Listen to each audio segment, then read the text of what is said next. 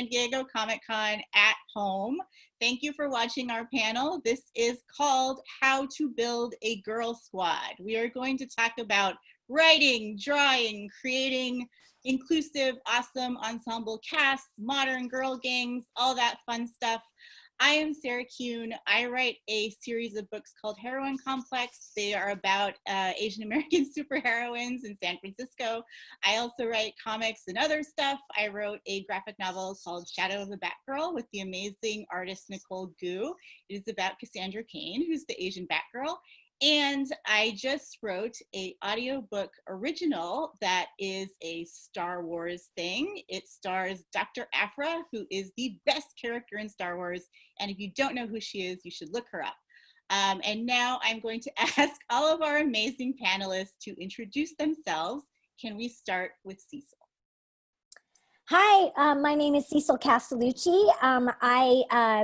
I've been writing comics and young adult novels for a long time. And most recently with Jim Rugg, I have a book called The Plain Janes, which is about, a girl art activist gang that does art attacks to make something beautiful in the world. I'm also the current writer on Batgirl over at DC Comics, and have written about Princess Leia and Frozen and Little Mermaid and a whole bunch of other fantastic girls. And that's it. I'm happy to be here. Great. Steenz, do you want to go next? Yeah, so my name is Steenz. I am a cartoonist and editor and professor. I am currently the artist on Heart of the City, which is a syndicated comic from Andrews McMeel Syndication. You can find it in newspapers, but also you can read it online for free every day at gocomics.com. I also did the Dwayne McDuffie award-winning book, Archival Quality. And I also edited the beloved, although short, series Rolled and Told. And I am currently teaching cartooning in the fall at Webster University. Awesome. Afua? My name is Afua Richardson, and I am a comic book illustrator. Wow, for about 15 years now. I've worked on, Black Panther World of Wakanda, the Eisner Award-winning miniseries with Roxane Gay and Una Harvey being, I think we are actually the 4 first Black women to win an Eisner Award all at the same time for the same project. I didn't realize that until like 2 days ago. That was that completely blew me away. I am now currently the artist and creator of Aquarius, the Book of Myr, a creator-owned series that I'm working on that will be kickstarted in the fall.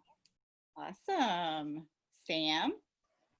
Hi, everybody. My name is Sam Eggs. I write books and comics and video games. I'm the writer on Marvel Action Captain Marvel for IDW, as well as a bunch of other comics. I write mostly about teams of women and women teaming up. I actually have a book literally called Girl Squad, so that works out. This is a nonfiction book about like groups of women in history who teamed up to be great activists and athletes and artists. And my next book is with Marvel Press, and it's called The Unstoppable Wasp, Built on Hope, and it's all about Nadia Van Dyne, the Wasp, and her cool team of teen girl scientists in New York City as they try to save the world from evil. So yeah, I write about ladies a lot, and I love it.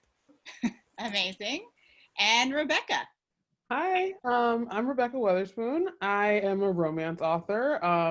Most recently, I put out a book with Kensington Books called A Cowboy to Remember, which is a modern Sleepy Beauty retelling set on a ranch in Southern California. The follow-up to that, If the Boot Fits, will be out in October. And this summer, the final book in my Beards and Bondage series called Harbor will be out at the end of June. I write, and probably the reason why I was asked to be on this panel, women of color falling in love, but women of color who always have like a really good found family group of friends. So I've been told that's kind of my specialty. Yes, I love it. I love that in a lot of your books, they all have a text chain too, because that just feels like life. That feels like real life, especially right now. Okay, let's get started. I have some notes on my phone. I just want to point out that when I'm looking at my phone, I am not tweeting. I am actually participating in the panel. So I wanted to start off by just kind of reading a little bit of our description and talking about sort of the big picture of this. Growing up, many of us had to contend with the Smurfette principle. Stories where there was only one girl in the whole gang, the token, the love interest, the character who had to stand in for all girls everywhere. But obviously, times have changed, and everyone here is writing fabulous ensembles. So I wanted to start off asking, why do we think it's important to write, draw, create, reimagine these modern girl gangs? And let's start with Cecil.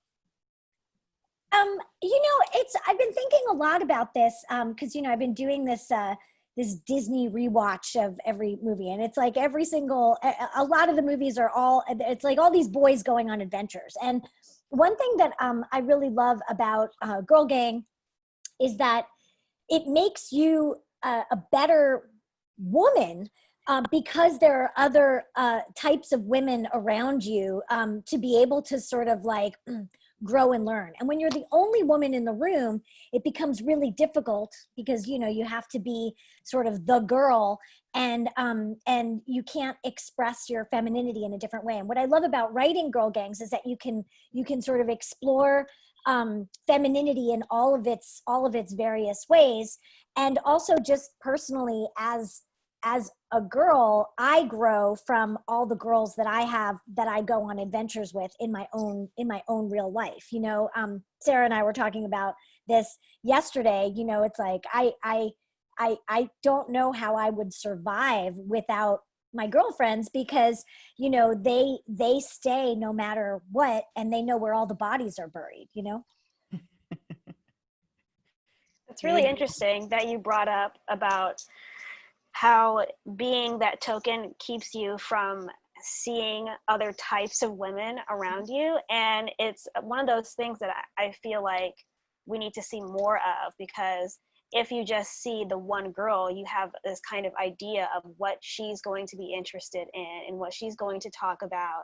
And, I really want to see more ensembles where you have all different kinds of girls, where the only different isn't just their hair color, I want to see, girls who are not that feminine, or I want to see girls who, are disabled. I want to see a little bit of everything, because if we don't have that variety, then we're just going to continue to write women in a way that's, oh, well, this is what a woman is supposed to act like when she's around other guys. That's how I felt when I was growing up so much watching media, is that like because of that Smurfette principle, you always had all these casts with all these different dudes that showed all the different ways there was to be a guy. Not to be reductive, but there's like funny guy, strong guy, tall guy, weird guy, science guy. Yeah, exactly. And then girl. And then girl has to stand in for all women. And like, as it turns out, women are people. And so we're all different.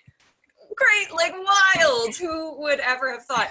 And so that's really difficult, because I think, everybody wants to see themselves represented in the media that they love. And so watching these shows or reading these books where there was girl, it's like, girl was never going to represent all of us. Like, there's just no way.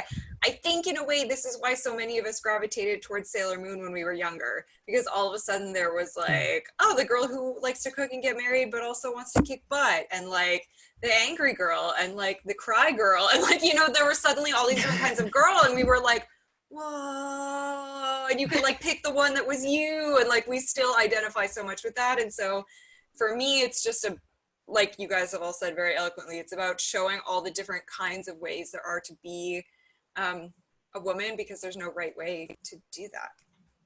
I think it also adds two elements of reality to your story. One, there are a lot of situations where women and girls are the only woman or girl in the situation, work, certain activities, that kind of thing. I mean, I think we've all found ourselves, especially in professional situations, where we are the only woman in the room. But if you're telling a complete story and building a complete character, at the end of the day, that character should go home to friends. Just because there's no women in my office, that doesn't mean I don't have any women in my life. So when you're building a character, their whole life should be involved in that. And I think creating worlds where you have the Smurfette, and then, which is also the crazy thing about Smurfette, just let's talk about that for a second, that she was in her home in an entire village and was the only woman. Like, I have a lot of questions about that, but it's very important to build full realistic characters, and that involves friendships, and that involves, even if it's not friendships, communicating with other women, even if it is the other woman at the DMV, a nurse that you're talking to, a female neighbor. That's what's always wild when you see stories where not only is there only one woman participating in the action, but they're not even communicating with other women in the real world. And that's not realistic. Or that other women don't even exist. Like there's like none of them. Yeah. It's interesting. A lot of times growing up, I was the only woman in a group of people. There would be like a hip hop cipher and I was the only beatbox artist, or I'd be at a comic shop and I'd be the only gal in there. It's interesting when you create an archetype that is a single representation for all women, then it sort of rests on their shoulders to represent them. Like, as you said, I was at a convention in a panel, and this young man stood up, and I could tell he was really scared. And he was like, "How do you create a team without making a token? You have to make more than one, obviously, because everything has to rest on their shoulders to represent everyone. If Storm is the only, woman in the X-Men, then she can't really have too much of a personality. She can't be irresponsible. She can't be too stoic. She can't be too anything, because then you're saying 100% of your women are this way. So diversifying your characters and creating more than one of a particular archetype helps you elaborate, helps you expand your story and bring in that element of reality and be able to say, okay, we have someone who represents this kind of personality. Then you can start, stratifying, you can start adding like additional layers, more complexity. Otherwise, the character is just simplified, and so is your story. Actually, a big part, I feel, of what makes Smurfette syndrome so actually dangerous in the real world is that women are so often socialized through no fault of our own, but through the patriarchy and the way the world is, to compete as opposed to cooperate. And I think in large part, that's because we've been shown for so long that there's only room for one woman in the room. And when woman's spot is taken, then like, oh no, there can't be any more. So we have to fight it out with each other for that one spot. But like, the truth of the matter is, like, there are unlimited spots. Like, it's not Absolutely. like, oh, video game company has one girl writer, so like we don't need any more. Like, we're not. Well, Like, and with this, just to jump off what you're saying, see, I'm going like this, to jump off what you're saying, Sam, not only is there the pressure of the Smurfette being the only girl and therefore not being able to express sort of, everything because they can't be developed in that way. But then there's the added thing when you're dealing with the patriarchy of like the men of then having to have a double role of like being like the only lady, that like the only love interest, and that's like an extra pressure. Whereas like, so it's like whenever you see those movies or read those books and there's one girl, you're like, all right, well, who's she gonna get with? Like where's the romance? And that's not really, that's a whole other thing, because then the woman never gets the chance to grow, Right. I mean, it's kind of like how every single member of the original X-Men team was in love with Jean Grey at some point, because she was even like gross old Professor X, like he was always like thinking about her and hoping she didn't overhear his like gross thoughts. But like, it was sort of like, okay, well, Yeah, like, and how old is Wolverine? Who else are they? If she's the only girl, it does sort of limit that storytelling very much. And I really loved what you said, Afua, about tokens, and sort of like the very simple solution is having more than one, which I think for a lot of us, like even us as creators, is sometimes mind-blowing because of the sort of media we consumed growing up. I know that when I started writing Heroine Complex, it is about these 3 Asian American women who all have, you know, different personalities, different flaws, different things they enjoy and don't like. And one of the things that got brought up to me, not by anyone I ended up working with, but, you know, sort of by people in the early stages, was you can't make more than one of them Asian. Like, if you were already doing that, everybody else like kind of has to be white or has to sort of represent what people think of as the majority. And I thought about that because obviously I wanted to sell this book, and I was like, is that something I have to think about? If I'm sort of having this woman of color protagonist, does that mean she has to be the only one? And then it sort of brought me back to what a lot of you guys said about real life, which is I have a lot of Asian friends. Like I have like a whole Asian girl gang. Like that is the thing in my real life that exists. Why can we not show that? Why is that sort of considered like, oh, you're like pushing some kind of boundary, where if you have a girl gang, then somehow they all have to look the same even within that. So I think that's also something that's interesting to kind of interrogate and think about. And it's you know, something that even in my own work, I didn't really think about that in a complex way until later. One of my worst experiences, video games is notoriously male dominated. I think something like 16% of developers are female, or is it 22? It's one of those comics and one of those video games. Either way, it's really bad. And I was a writer at a video game company, and another writer and I had both come up with characters who were Asian women, and one of them had been cast to be like a Japanese American woman, and one of them I believe was a Vietnamese American woman. So like very different, like Japanese people and Vietnamese people they're different people, like, and people in general are different people, like, just to be clear. And I remember so clearly my creative director storming into the room and being like, you have to recast your character and make her white. And I was like, but why? And he was like, we already have an Asian. Players won't be able to tell them apart. And I was like, oh God, we have so many white people.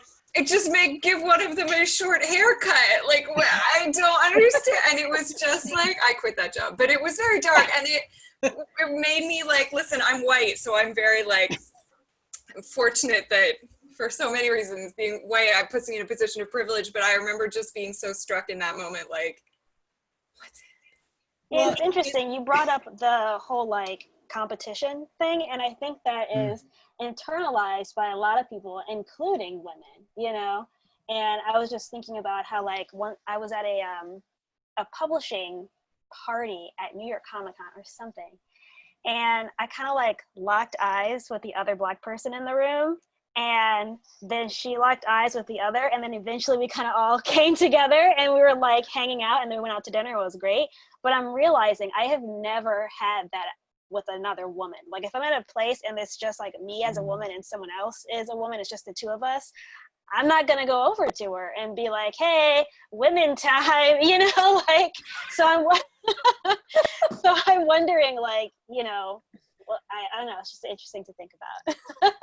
For sure. But if you guys want, I will look across the of you. And you can come up to me and be like, hey, women time. I was gonna say, I'm always like, oh thank goodness, there's another lady here. I want a ring that says like woman time. Woman time. Yeah.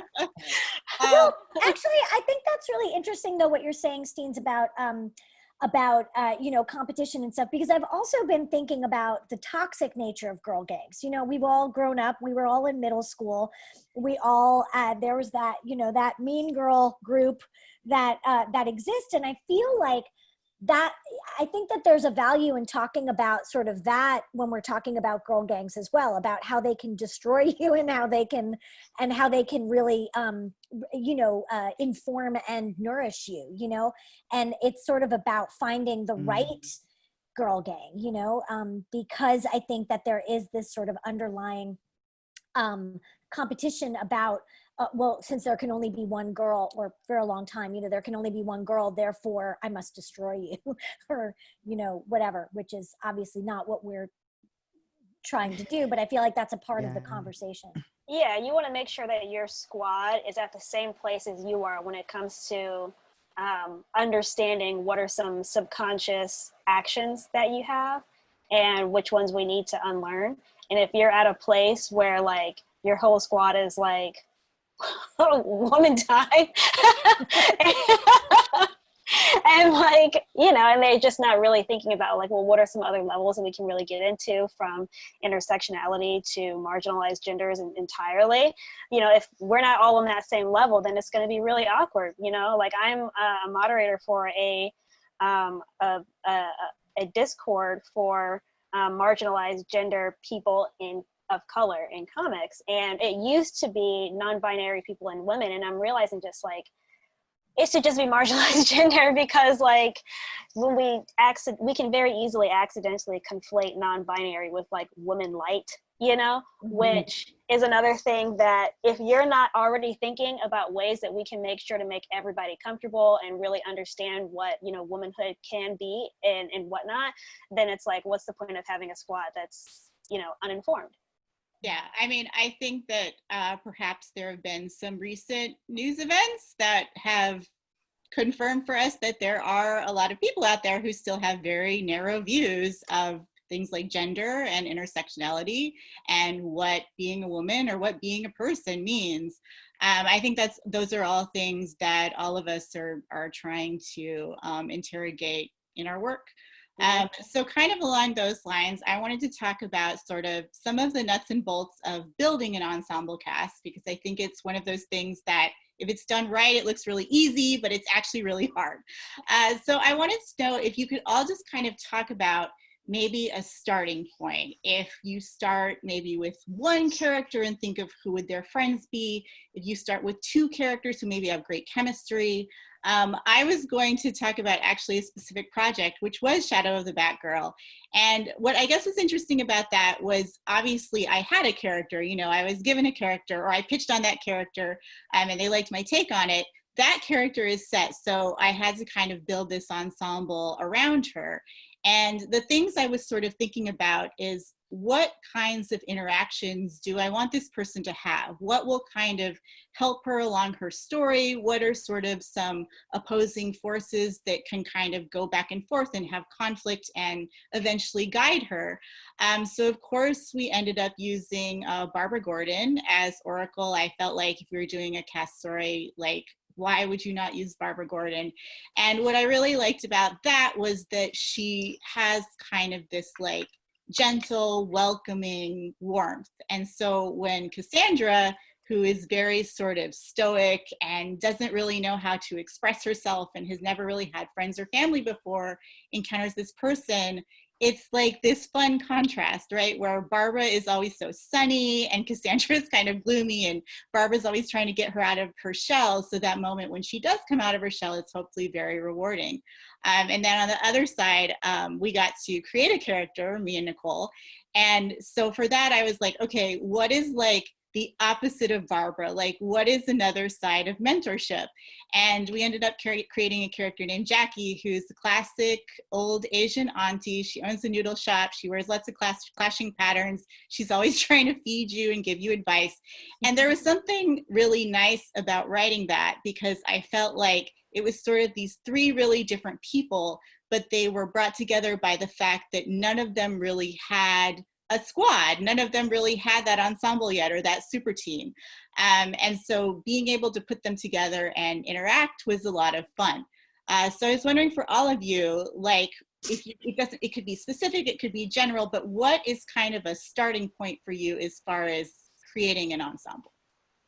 I like when you were talking about the different relationships that she had with Jackie versus the relationship she has with Barbara. And it reminded me, I think it was a tweet that I saw this morning actually, and it was, you know, the relationship you have with your friend is not the same relationship they have with someone else. And that's kind of how I think about whenever I'm putting together any characters, specifically with Heart of the City.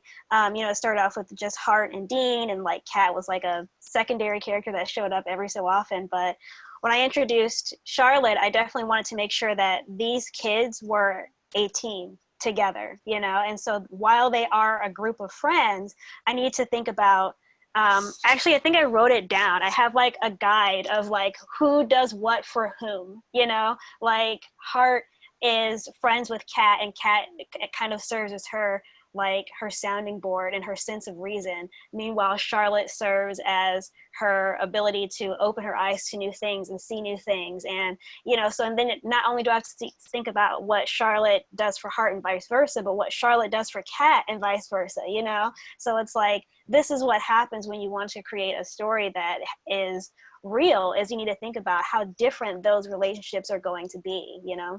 I love imagining, Steenz, that you in your home you have like a murder wall that's all the relationships and like the different colors, like going to each one. That's how I'm gonna picture your workspace from now on. Yeah, perfect.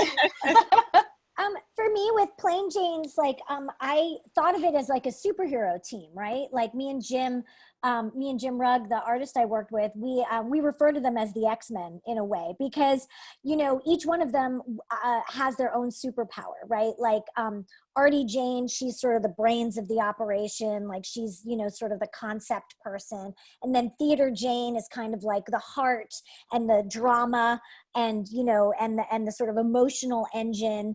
And then Brain Jane is like science and like, the mechanical parts. And then Polly Jane is the brawn, right? She's the tank. And so that's the way that I like to think about my girl gangs, is that it's a superhero team or like a D&D adventure. And, you know, and that's the sort of group that you want so that you can like fight the apocalypse or save the world or whatever, because everybody's bringing something to the table. But something that Steenz said really reminded me that I think of with my own friends. I feel like that each friend that I have, there are moments where I'm the queen and where I'm the handmaiden. And, you know, where like I'm in service to my friend or they're in service to me, or I'm the one. And that like a really great girl gang is where every girl gets to sort of be the queen for a moment, and that everybody supports and lifts that person at that time. And that there's not just sort of one greedy guts girl who's like taking it all, you know? Yeah. So I think that's the way that I try to approach that in literature and in life. In romance, you have are always going to have your central couple, right? So, and you know, it's interesting. I love listening to you guys talk about comics and video games too, because those are such ensemble settings. Whereas romance, it really is the focus on just the couple. For me, when I decide to design friends and family, I always think about the main character's journey and what they're going to need along that journey, right? So I kind of put myself in a really weird situation. I have 4 trilogies that are out, and all of those characters know each other over the course of 4 trilogies. So if I go all the way back to my Fit trilogy, the last book in that, there's a nerd girl named Kira in that book. If you fast forward all the way to Zenny, which came out last year, Zenny and Kira are now in the same friend group. And so they're a group of friends who get together every week and watch The Bachelor or watch Love Island. They all have had their own stories throughout all, 10 books that I've written in interconnected series. And I've tried to, like Cecil and Steenz, you've both said, figure out what that character needs, who gets to be the queen. And I've also been trying to include in the story, so in Zenny, she loses her aunt, so she's dealing with grieving, settling an estate, while also falling in love, and then deceit from her mother. So she's like dealing with all this stuff, and she needs to decide who she's going to text. And she's like, well, Megan's not going to take this as seriously. So-and-so is going to have kind of a heightened reaction. Who can I call who's going to have a leveled reaction to this? So she called Sloane, who is the heroine in Rafe. So it's knowing who you can rely on in specific moments. Because like you both said, you're going to get different reactions from different friends for different things.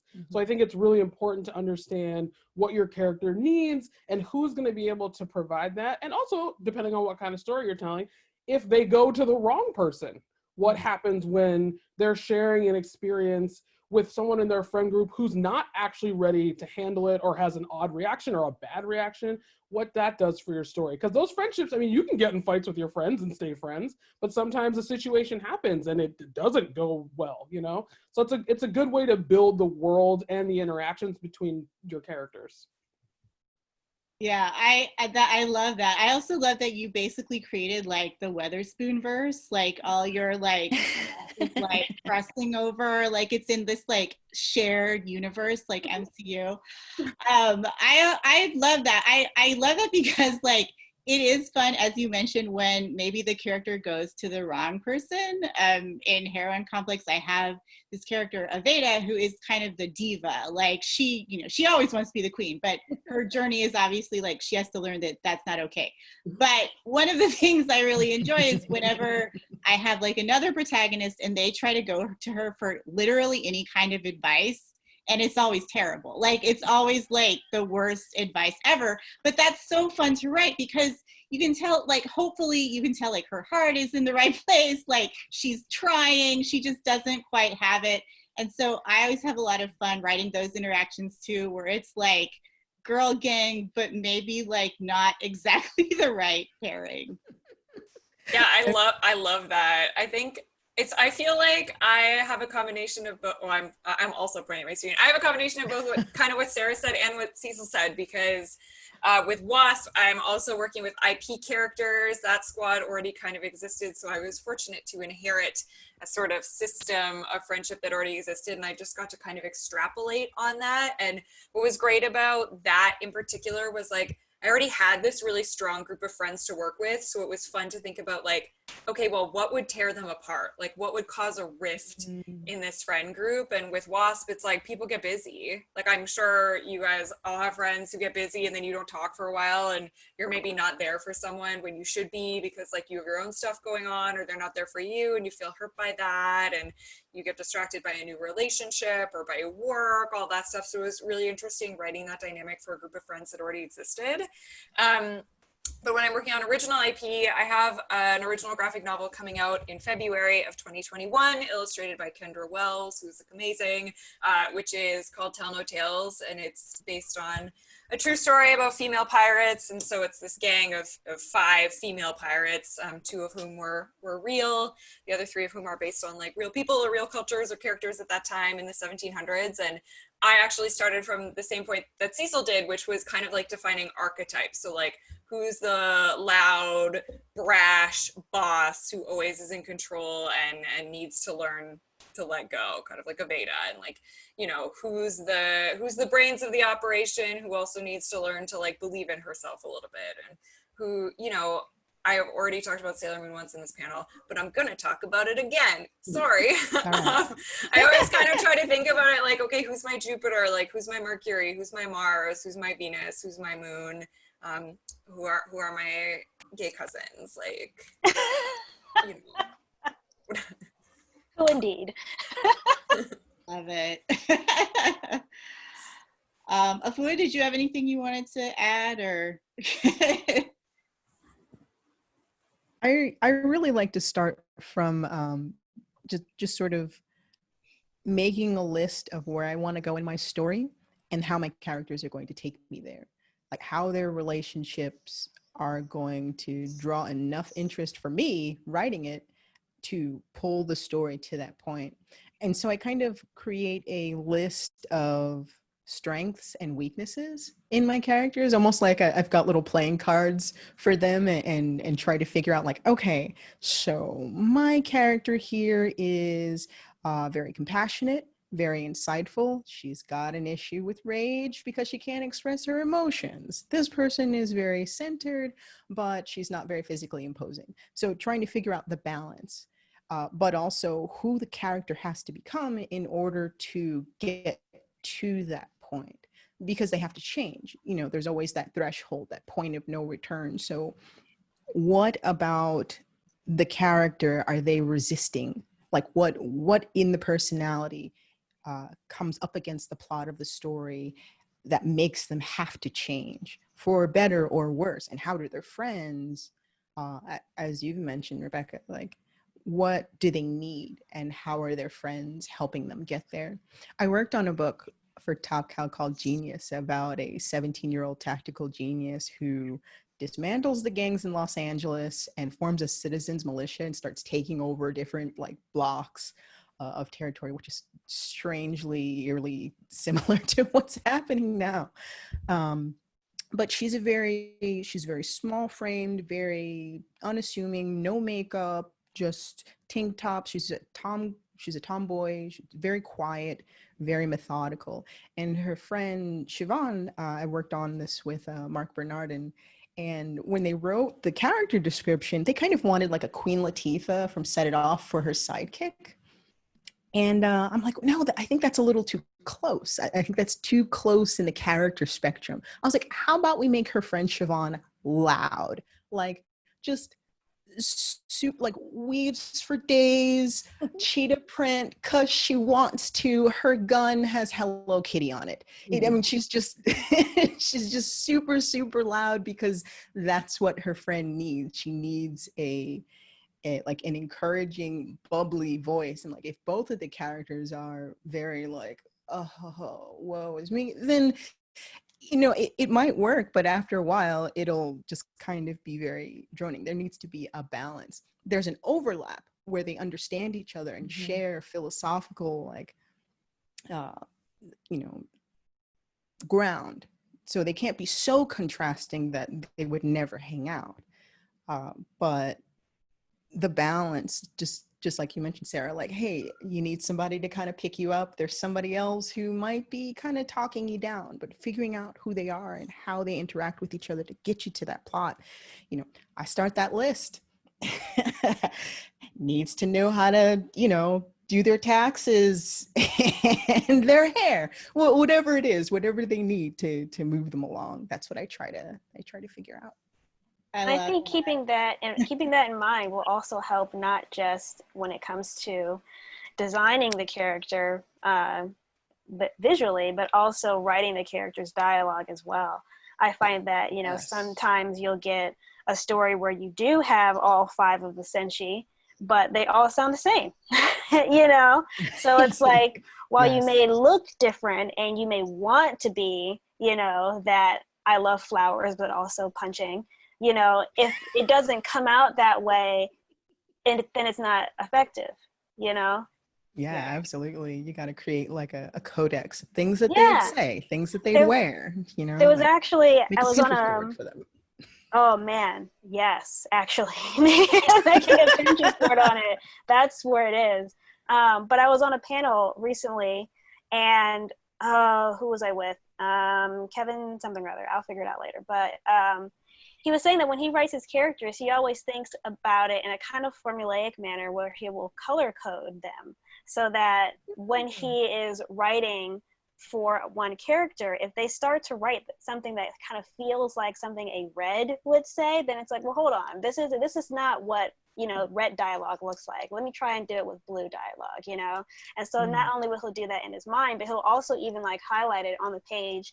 I do it like this, but I know it's clicking on a computer, but he'll highlight it, you know, as well, to actually visualize it. And so he remembers to get it in their head. These are the kinds of, you know, phrases and syntax and emphasis that a blue would say if that's how they were talking. And I think, I don't know, I like that because I like thinking about things very formulaic. You know, Yeah. if I could have like an Excel sheet for everything, I would. Stealing that, whoever that Kevin is. I feel like Kevin Kevin owes it to us. Yeah. Okay, so that's fine. That could be part of your murder wall, Steenz. But it's interesting because it's like, I feel like that's one of the things, like when we're trying to create voice, right? Yeah. And that's like, you know, like I'm sure, you know, the other comics people get this, where sometimes like you know, you write your script and then you see what the character looks like, because sometimes like that comes after, you know, you're writing the thing, and you're like, they would never, that person would never say this, like, and you have to like kind of like massage it and change it. I really like that. That's a lot of really good food for thought. I really love how you described sort of collaborating on the sort of designs and the voices for Genius, because I think that speaks to sort of the IRL squad or the IRL gang. You know, we all have collaborators. We all have, if we write prose, we have editors and critique partners. If we write comics, we have, you know, the artist or the writer that we're working with and the editor.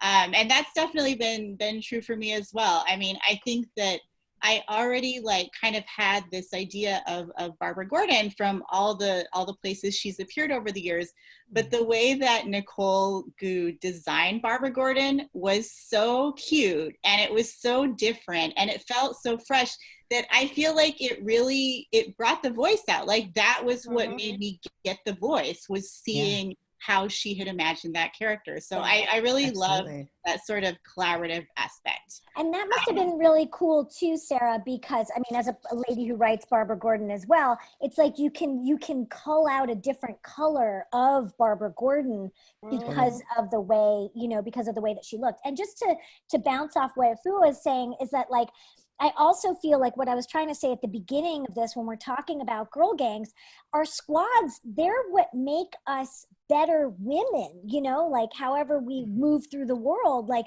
because they help to fill in the gaps that we don't have ourselves, you know? And so in Genius, her having that loud friend with the Hello Kitty, you know, gun, it's like, that's the part that she doesn't have that she needs, that's why a girl squad makes, or a squad just makes you, you know, stronger as a human moving through the world yourself. Yes, that is a beautiful way to bring it full circle, because believe it or not, we are almost out of time. I know, this went by so fast. You guys are an amazing like panel squad. So in conclusion, if we could all just go around, well, I'll call on you because the way I go around is everyone's in different places, and just say your name again, what your next project is, and where people can find you on the internet. I'm Sarah Kuhn. You can find me at heroinecomplex.com. That's heroin like superheroine, not like the drug. I'm also on Twitter a lot at Sarah Kuhn. It's just my name. On Instagram, I'm Sarah Kuhn Books, because someone already took Sarah Kuhn. And my next projects out are the 4th book in the Heroine Complex series, which is called Haunted Heroine, and my Star Wars audiobook original, Dr. Afra. Afua, do you want to go next? Sure. You can find me on, afuarichardson.com, or on Instagram at Docta, D-O-C-T-A, Fu. I got a nickname because someone is convinced I'm a Time Lord. Yeah, it's a long story. My next project is... That'll be the next panel. All about that. Steenz? So you can find me online at Oh Hey Steenz. That's 1H, O-H-E-Y, Steenz. And my next project, I am working on a graphic novel memoir / history of tabletop role-playing games. And I'm writing that with Sam Satin, and it'll come from Macmillan Imprint in 2023. And you can also read Heart of the City online every day. Please do. I love it. Amazing. Oh, Afua, did you also have a next project you wanted to mention, or? Yes, I'm sorry. I'm working on Aquarius, the Book of Myr, and for DragonCon this year, I'll be launching the Kickstarter.